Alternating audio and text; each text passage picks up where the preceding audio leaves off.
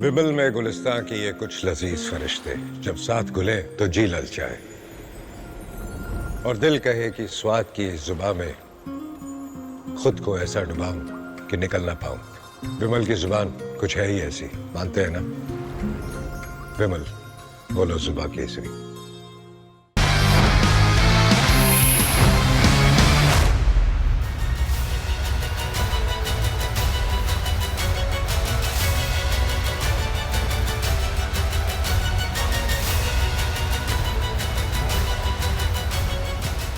नमस्कार, रिपब्लिक भारत आप देख रहे हैं। मैं आपके साथ सागर मिश्रा। घड़ी में 10 बज चुके हैं और वक्त हो चुका है दमदार 10 का।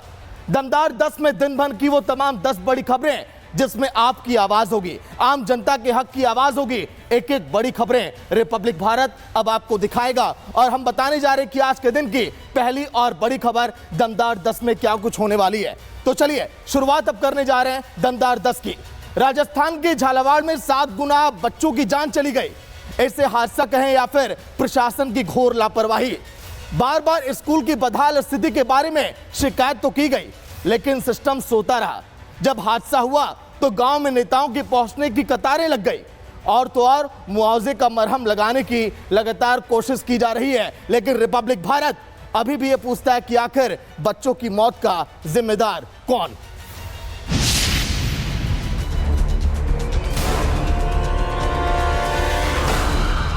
तैयार करे सर, मार चोर ज्यादा तैयार हो गए स्कूल चले। अब राखी आने वाले, हम किसको राखी बांधेंगे?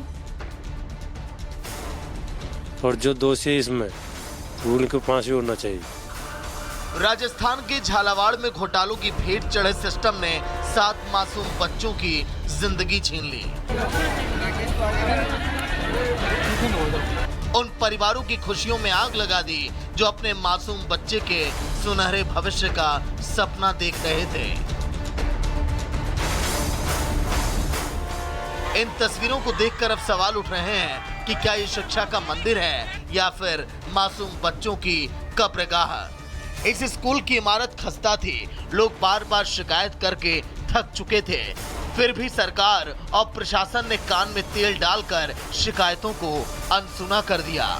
सरपंच और अब इस वक्त प्रशासक हैं, तो उनकी लापरवाही की वजह से आज ये हादसा हुआ है। लिखित कार्य दिया और उन्होंने बजट भी उठाया 2022-23 का पास करवाकर छत मरम्मत के लिए। मरम्मत के नाम पर उस पर कुछ भी नहीं किया गया। भ्रष्ट सिस्टम ने कमजोर छत को और तोड़ दिया, लेकिन असली गुनहगार तो वो प्रशासन है जो बच्चों की जान की कीमत पर कागजी कार्रवाई और बहानेबाजी में मस्त हैं। शिक्षा मंत्री मदन दिलावर सिर्फ जांच और मुआवजे के खोखले वादों के साथ पल्ला झाड़ रहे हैं। बहुत ही कष्ट का विषय है, दुखद घटना है और सब लोगों से, उनके परिवारजनों से हमारी बातचीत हुई है और सरकार की तरफ से 10-10 लाख रुपए की उनको आर्थिक सहायता देने की घोषणा की है।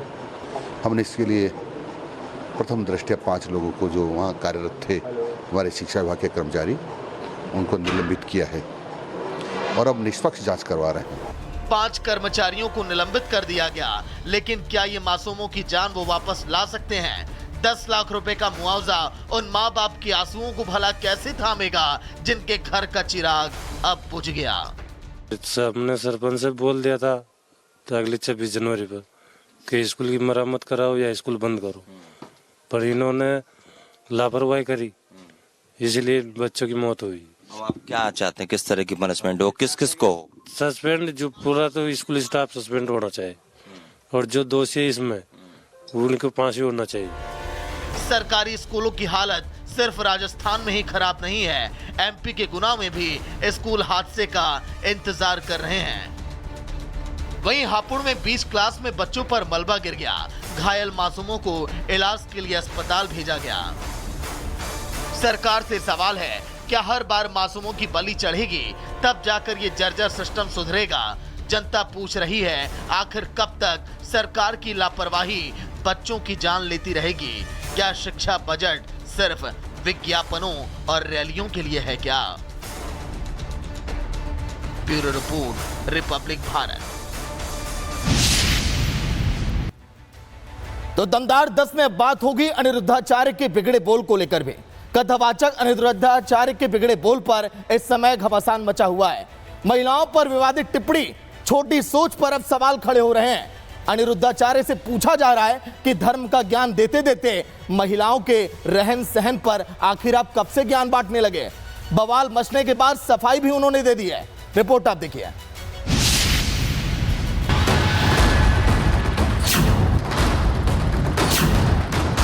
अब 25 साल की लड़की 4 जगह वो मुंह मार चुकी होती है। बाबा के अमर्यादित बोल पर घमासान। अब 25 साल की लड़की 4 जगह वो मुंह मार चुकी होती है। सोची छोट पर छिड़ गया संग्राम। महिलाओं के सम्मान में कथावाचक अनिरुद्धाचार्य एक बार फिर विवादित बयान के बाद चौतरफा घिर चुके हैं। इस बार अनिरुद्धाचार्य ने महिलाओं पर ओछी और घृणित टिप्पणी कर छोटी मानसिकता का जोरदार प्रदर्शन किया है। अब 25 साल की लड़की 4 जगह वो मुंह मार चुकी होती है, सब नहीं पर बहुत। और वो 25 साल की जब तक आती है तो पूरी जवान होके आती है। जब जवान होके आएगी तो स्वाभाविक है कि वो अपनी जवानी कहीं ना कहीं तो वो उसकी जवानी फिसल जाएगी या जाएगी। अनिरुद्धाचार्य 14 साल की उम्र में शादी की वकालत कर रहे हैं, जो भारत के कानून को ठेंगा दिखाने जैसा है। कथावाचक के आपत्तिजनक बयान के बाद महिलाओं का गुस्सा फूट पड़ा है। लड़कियों की शादी 14 साल में कर देनी चाहिए, 25 साल तक उनका कैरेक्टर सही नहीं रहता। ये स्टेटमेंट कहीं से सही नहीं है। यही सेम बात अगर हम लड़कों के लिए पूछ ले तब आपका क्या स्टेटमेंट होगा, और किस वेद पुराण ने आपको ये राइट दे दिया कि आप ऐसे क्वेश्चन करेंगे लड़कियों के ऊपर। तो उनके नाम के आगे जो आचार्य लगा है ना, उसका बहुत महत्व है। हमारे पुराणों में हम आचार्य उनको कहते थे जो हमारे समाज को शिक्षित करते थे। अब आप ये सोचिए, वो आदमी समाज के लिए जहर है, एक ऐसा कीड़ा है जिसने समाज की सोच को गंदा किया है। अगर वो अपने आने वाले कल को हम ये संदेश देंगे तो वो फीमेल की क्या इज्जत है। बहुत ही चीप स्टेटमेंट उन्होंने बोला है, और वो ये उनको कोई राइट नहीं है कि वो किसी भी लड़की को ये बोलें कि 14 साल में कर दें, और किसी भी वेद पुराण में ये नहीं लिखा है। अनिरुद्धाचार्य ने विवाद बढ़ता देख पुरानी चाल चली और अपने बयान पर सफाई दे दी। जिसमें ये कहा जाता है कि कुछ लड़कियां लिव इन में रह करके आज गलत कर रही हैं, तो ये कुछ लड़कियों के लिए है। जब कहा जाए कि लड़के खराब हैं तो कुछ लड़के खराब हैं, सारे लड़के कैसे खराब होंगे और सारी लड़कियां कैसे खराब होंगी। लेकिन कोई बात बुरी लगी हो, यदि आधी बात सुन के भी आपका दिल दुखा हो, उसके लिए मैं क्षमा प्रार्थी हूँ। कभी मेरी बात को आप हृदय में मत रखिएगा, क्योंकि बहुत सारी बातें आज के युग में AI के द्वारा कुछ का कुछ जोड़ करके परोस दिया जाता है। बवाल मचने के बाद सफाई तो आई, लेकिन सोच नहीं बदले। अनिरुद्धाचार्य की सफाई में जहर की घुट्टी मिली हुई थी। सवाल तो फिर उठना ही था, कथावाचक धर्म का ज्ञान बांटने की जगह महिलाओं के कपड़ों और फैसलों पर विवादित टिप्पणी क्यों कर रहे हैं। साधु संत भी अनिरुद्धाचार्य के आपत्तिजनक बयान का खुलकर विरोध कर रहे हैं। मंच पे बैठा हुआ व्यास माताओं के लिए गलत बोले, वो बहुत गलत बात है। माता सीता का भी अपमान हुआ था तो क्या लोगों को सहना पड़ा, कितनी पीड़ा सहनी पड़ी। अनिरुद्धाचार्य पहले भी कपड़ों, फिल्मों और महिलाओं की आजादी पर ज्ञान बांट चुके हैं। ये कोई पहला मौका नहीं है जब अनिरुद्धाचार्य ने छोटी सोच का परिचय दिया हो। कथावाचक अनिरुद्धाचार्य को समझना पड़ेगा कि ऐसे जहरीले बयानों से दुकान नहीं चलने वाली। Bureau report, Republic Bharat. वहीं अब बात करेंगे अखिलेश यादव के सनातन पर सवाल को लेकर। सियासत बहाना, सनातन निशाना। अखिलेश यादव मस्जिद में जाकर बैठक किए थे। विवाद अभी वो शांत नहीं हुआ था। साधु संतों पर एक टिप्पणी ने अब एक नया बखेड़ा खड़ा कर दिया। अखिलेश साधु संतों को राजनीति से दूर रहने की अब नसीहत देते हुए दिखाई दे रहे हैं, तो संतों ने भी करारा पलटवार कर दिया। और क्या कुछ कहा है, देखिए आप रिपब्लिक भारत पर।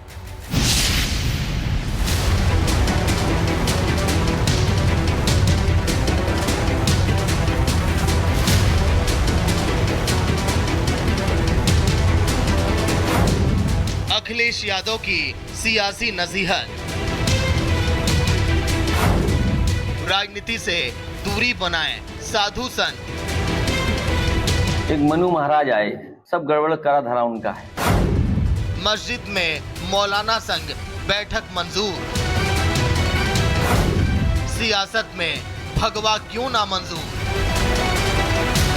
हमें लगता है अखिलेश यादव जी की ट्रेनिंग कहीं कम्युनिस्टों में हो रहा है।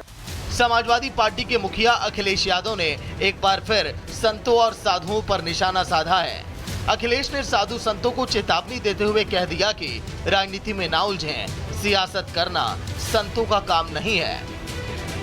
मैं सभी संत स्वामियों से कहूंगा कि राजनीति में मत उलझो, क्योंकि देखिए एक मनु महाराज आए, सब गड़बड़ करा धरा उनका है, तो इसलिए मनु महाराज ने जो गड़बड़ किया उसको सुधारें, तब तो वो संत महान और प्रभु हमारे होंगे।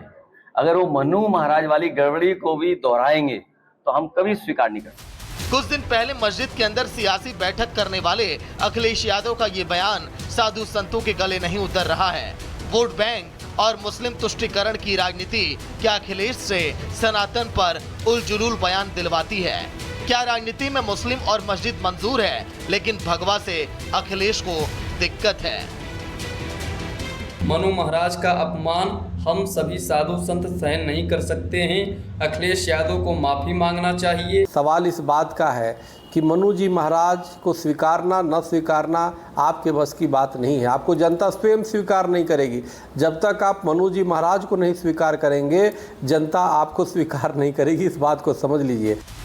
राजनीति में सब जायज है, वोट बैंक की खातिर सब माफ है, लेकिन साधु संतों को अखिलेश की नसीहत कहीं भारी ना पड़ जाए, क्योंकि योगी आदित्यनाथ ने बांटने वालों को सख्त हिदायत दे दी है। वही लोग हैं जब सत्ता में आते हैं परिवारवाद चलाते हैं और जातिवाद का सहारा लेकर के सामाजिक ताने बाने को छिन्न भिन्न करने का काम भी करते हैं। याद रखना, इतिहास के किसी भी कालखंड में जब भी हम इस प्रकार की प्रवृत्ति के तत्वों के चंगुल में फंसे, भारत को इसकी बड़ी कीमत चुकानी पड़ी है, बड़ी कीमत चुकानी पड़ी है। एक तरफ वोट बैंक की सियासत है तो दूसरी ओर एकजुट करने वाली नसीहत। यूपी विधानसभा चुनाव में जनता किसकी सुनेगी, ये तो आने वाला वक्त ही बताएगा। Bureau report, Republic Bharat. वहीं दमदार 10 में बात करेंगे बिहार की गया जी की, जहां पर महिला अभ्यर्थी से दरिंदगी की गई। एम्बुलेंस में हैवानों ने युवती के साथ गैंगरेप को अंजाम दिया। घटना लगातार सुर्खियों में आई, फिर नीतीश कुमार की सरकार को लोगों ने सवाल के घेरे में खड़ा कर दिया। चिराग पासवान कहते दिखे कि उन्हें बहुत दुख है कि वो ऐसी सरकार को समर्थन कर रहे हैं। पूरे देश भर में अब इसको लेकर सियासत हावी हो चुकी है। देखिए आप।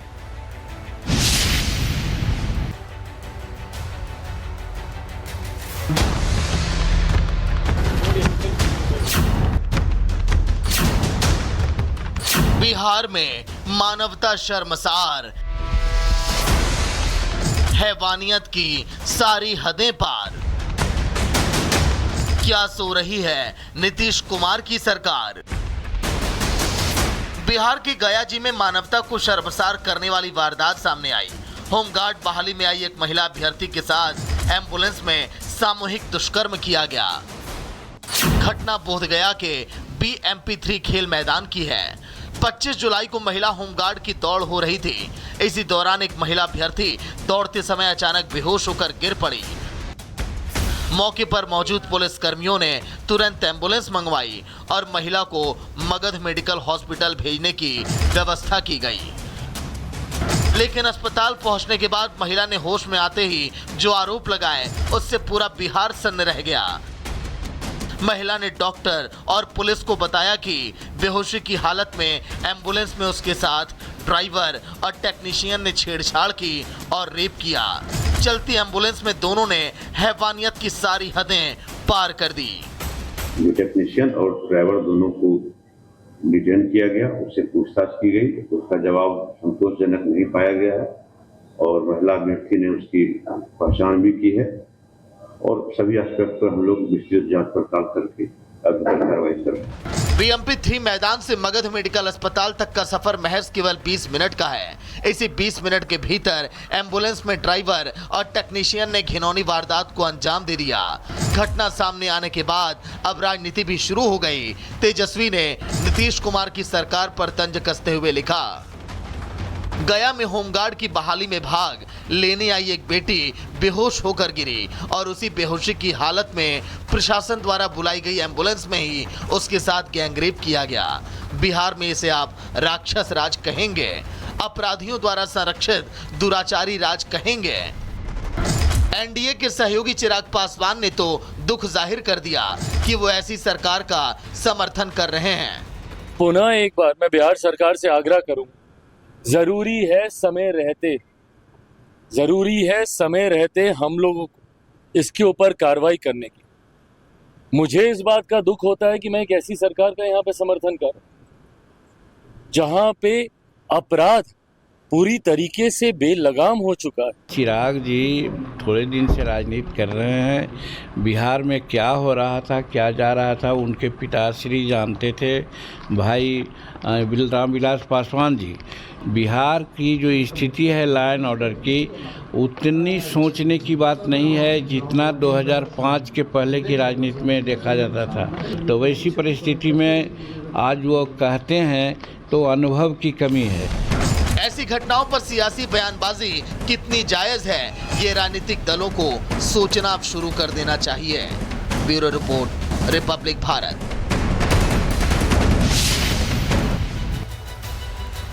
इन तस्वीरों को देखकर यकीन मानिए मेरा भी कलेजा पसीज गया, क्योंकि अम्मा चली गई और सवाल छोड़ गई। हम बात कर रहे हैं रामनगरी अयोध्या के।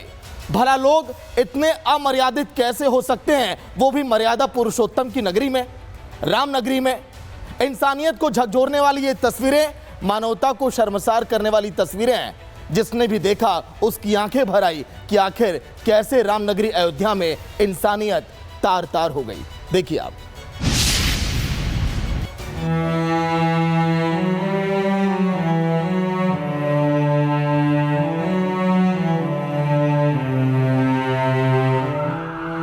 रामनगरी अयोध्या से बेहद दर्दनाक तस्वीरें सामने आई।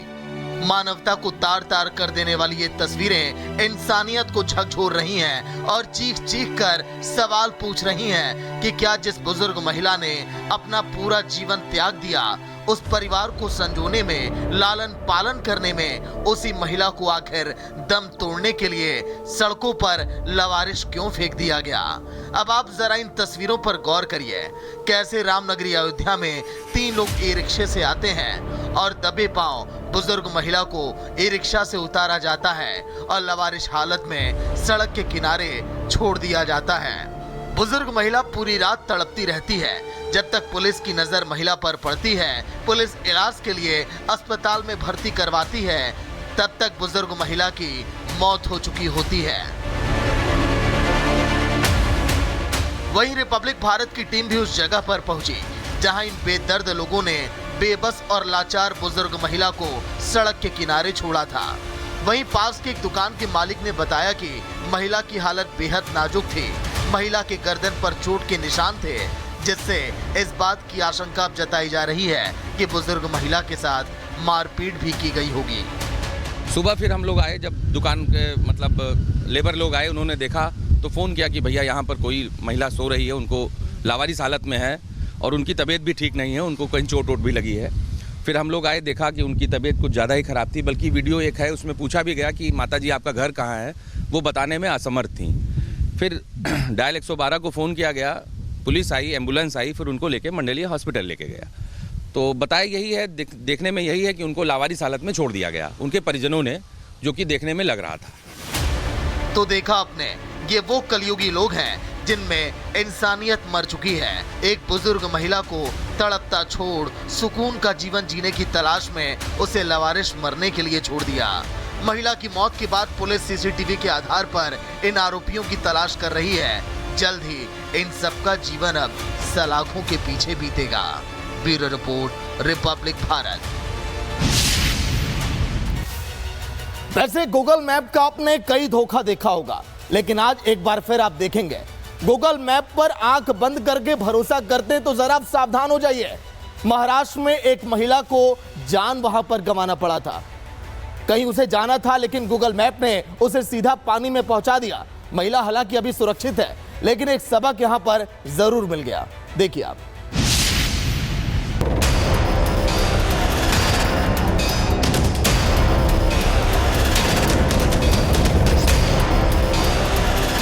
नवी मुंबई के बेलापुर में गूगल मैप्स ने एक बार फिर डिजिटल जादू दिखा दिया। एक महिला जो गूगल मैप के भरोसे अपनी गाड़ी चला रही थी, उसका भरोसा पल भर में चकनाचूर हो गया। रात करीब 1 बजे की बात है जब महिला अपनी कार से उल्वे की ओर जा रही थी। बेलापुर के खाड़ी पुल से जाने की बजाय उसने पुल के नीचे का रास्ता पकड़ लिया। गूगल मैप ने महिला को बे ब्रिज के ऊपर ले जाने की बजाय सीधा ध्रुवतारा जेटी के पास पानी वाली खाई में भेज दिया। बस फिर क्या, गाड़ी समेत महिला ने पानी में एंट्री मारी और खेला हो गया। हालांकि गनीमत ये रही कि वहां मौजूद मरीन सिक्योरिटी के जवानों ने महिला को तुरंत पानी से निकाल लिया। महिला को ना कोई चोट आई, ना कोई नुकसान, बस थोड़ी सी पानी वाली शर्मिंदगी और गूगल मैप्स पर भरोसा करने का एक नया सबक मिल गया। गाड़ी को भी क्रेन के सहारे बाहर निकाला गया। से उधर हमारी टीम गई तो पता चला कि एक महिला उल्वे की तरफ जा रही थी। उनमें कार में गूगल मैप के जरिए वो जा रही थी उनका सहारा लेके, तो उसके कारण उनकी गाड़ी खाड़ी की पुल के ऊपर जाने के बजाय नीचे से गई और वो खाड़ी में गिरकर ये दुर्घटना हुई है। तो देखा आपने, कभी भी गूगल मैप पर अब अंधा विश्वास आप मत करिए। आज के लिए दमदार 10 में इतना ही। कल फिर होगी मुलाकात। नमस्कार।